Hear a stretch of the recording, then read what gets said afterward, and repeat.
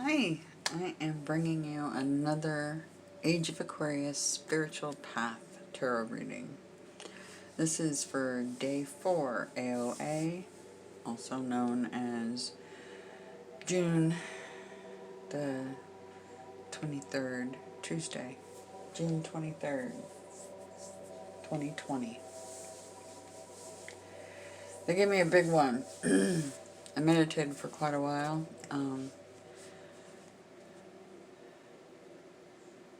The biggest thing that I saw while I was meditating was Ganesha, interestingly enough.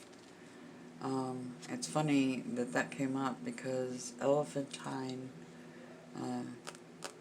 came up during another video I was doing. So, interesting correlation going on there. Anyway, so this reading is to help those that are seekers that realize we just entered the Age of Aquarius, and this is to help you along your path. I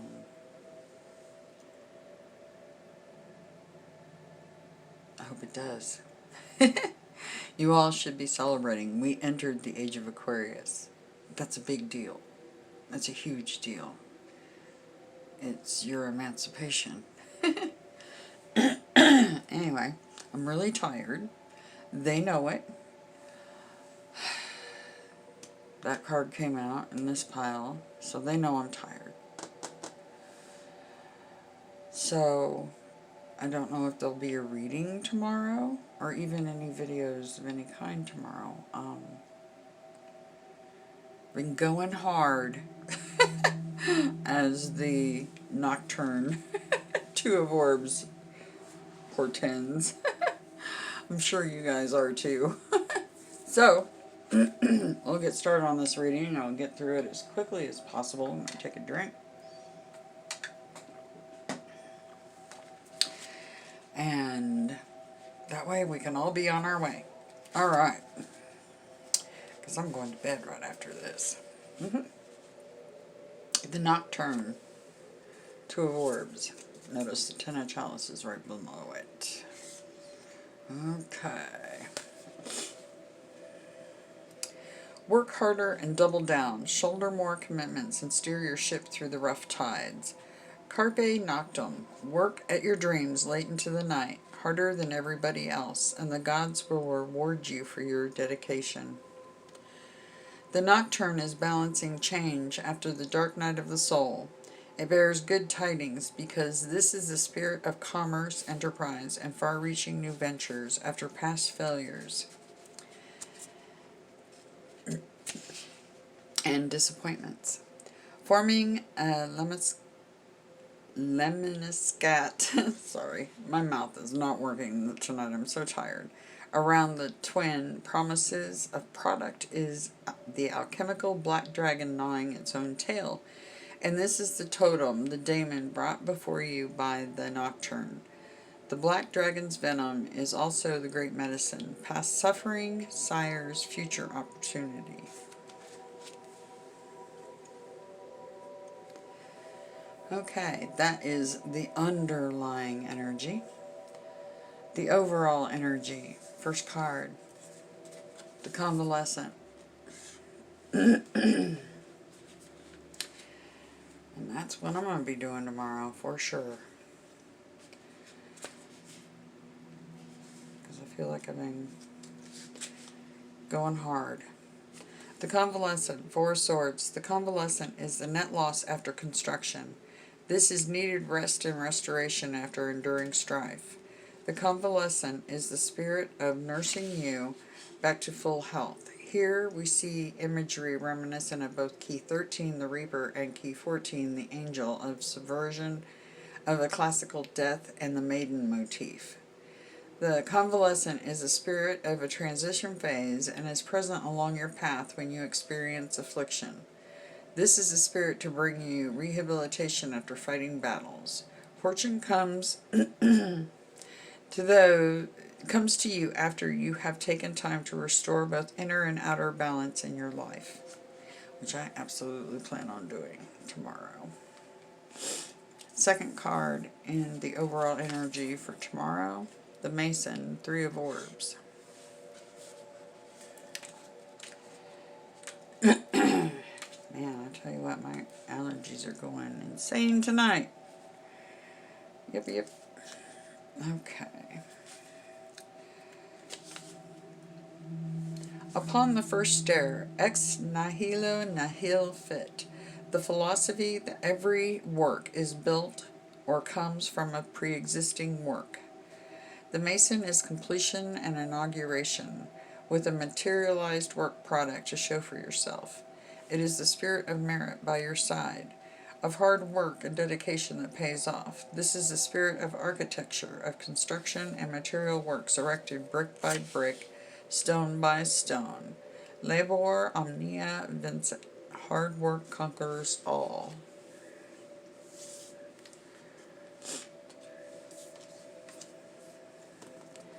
And the Giver, Six of Orbs.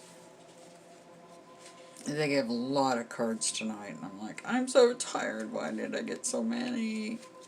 It's because you guys need to know a lot. Okay. I don't mean to whine, but I am very tired. Let the karmic circle remain unbroken. Give to receive, but give back. The Giver is the spirit of provision. Seeking anonymity. The Giver shows only the hand in offering. Yet know this about one of the many names of the Giver, Anisadora, the Giver of Gifts. In the Six of Orbs we also see the divine blessings of Demeter, who gifts you with material success. When the Giver appears to you, the spirit of nurture is all around you. Give freely, mercifully, and you shall receive freely and mercifully. Okay, that's the overall energy. So give to receive, double down hard work, but rest. So I think what that's kind of telling us is there's been a lot of hard work, and you need to give yourself equal reciprocity and take the time out necessary. So we got a 4, a 3, and a 6. Interesting. Alright. The highest priority, the bereaved. 3 of Swords.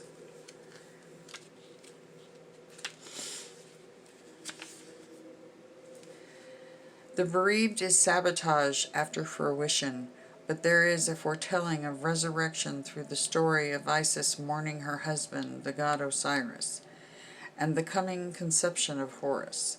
This is the spirit of bereavement by your side. This is sorrow, mourning, sadness, and deprivation of love.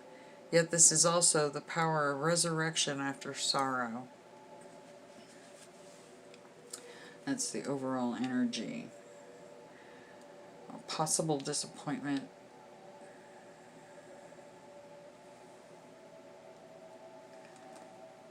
For the highest priority.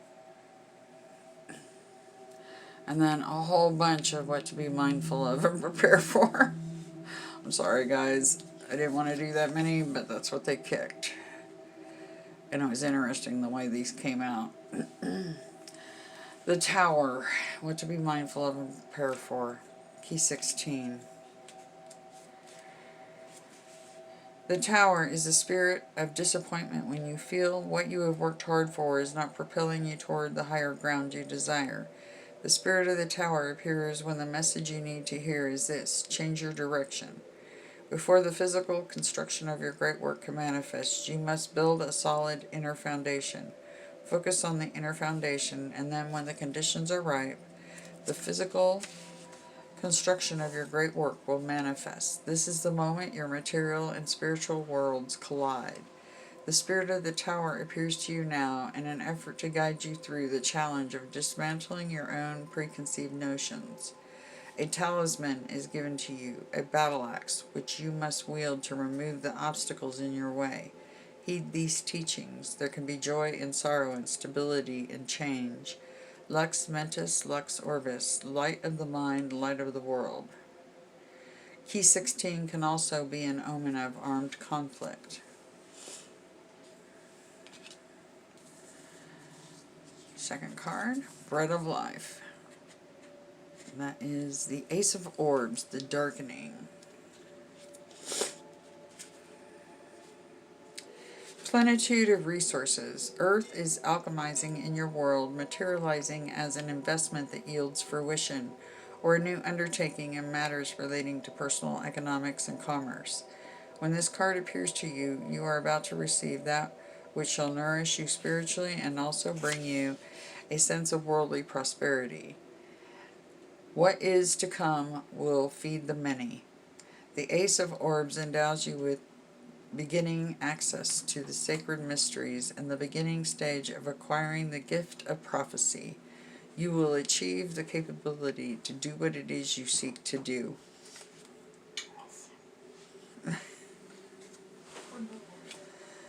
Then,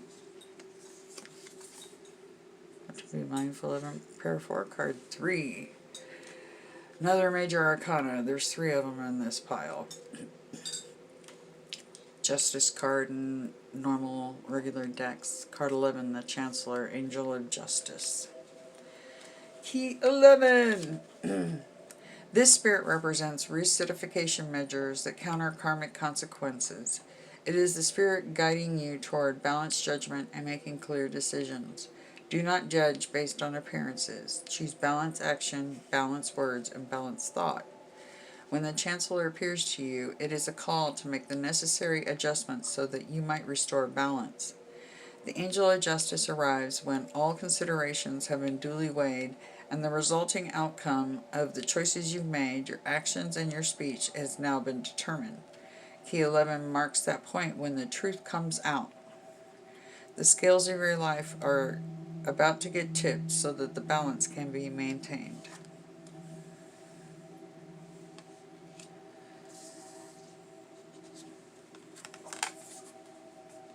Next card out, the Hector, 5 of Swords.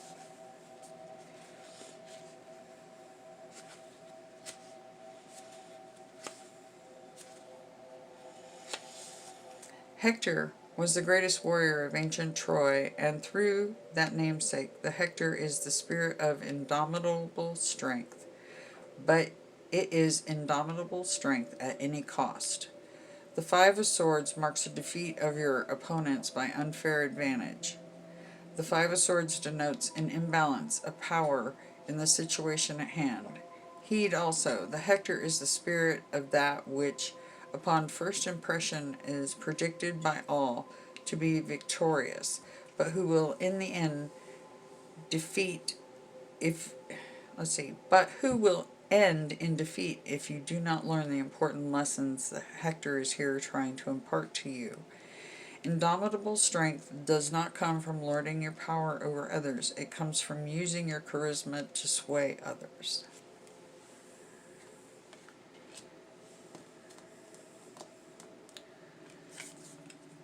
Next card, the Burdened One, 10 of Scepters.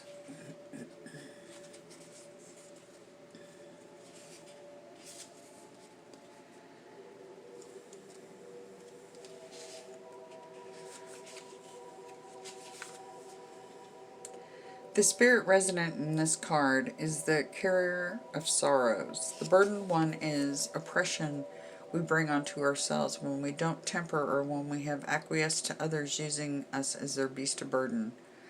The series of decisions you have made along the way have led up to this culminating point of unduly carrying the responsibility of others. Are the hands of spirit holding the rods to help you carry the weight of your load, or are the hands of spirit presenting the burden to you to test your strength, resolve, and perseverance? Is this a divine trial or divine assistance? The mystic rose at the center between the hands symbolize a secret, a mystery, indicating that you don't know everything. There are greater reasons for why you are where you are. There is purpose, and you are not yet privy to what that purpose is. The Ten of Scepters is a card of laborious task. And the final card, the World card, that's Tetramorph in the Book of Revelation. Key 21. New World Order. This is the spirit you encounter when a cycle has come to its completion. Great balance and stability come when the catalyst has succeeded at creating a new zeitgeist. You are the New World Order, who brings positive change to the zeitgeist. You are the catalyst. This is the spirit of you succeeding at creating the change you have wanted to see in your world. What do you see in your world right now that is broken or causes suffering? What is your dream of how your world can be repaired? The New World Order is the spirit ready and by your side, aiding you, guiding you, so that you can truly and fully embody the catalyst to a most wonderful change, a change that will make the world you live in a much better place for all. The New World Order ushers in a period of renaissance and unification. When Key 21 appears to you in a divinatory mark or a new epic in your life path, with it comes dramatic changes to your world. This is the spirit of a great power rising. Fascinating. So great power rising out of a great deal of burden and testing.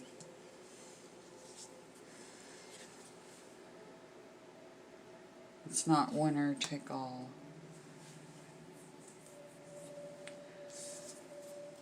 Justice for everyone. And balance. A brand new beginning with the bread of life. And a redirection. Looks like a very interesting day tomorrow. Anyway, this reading is again for day 4 AoA, or Tuesday, June 23rd, 2020. Welcome to the Age of Aquarius. I love you all beyond measure. Have a really great Tuesday.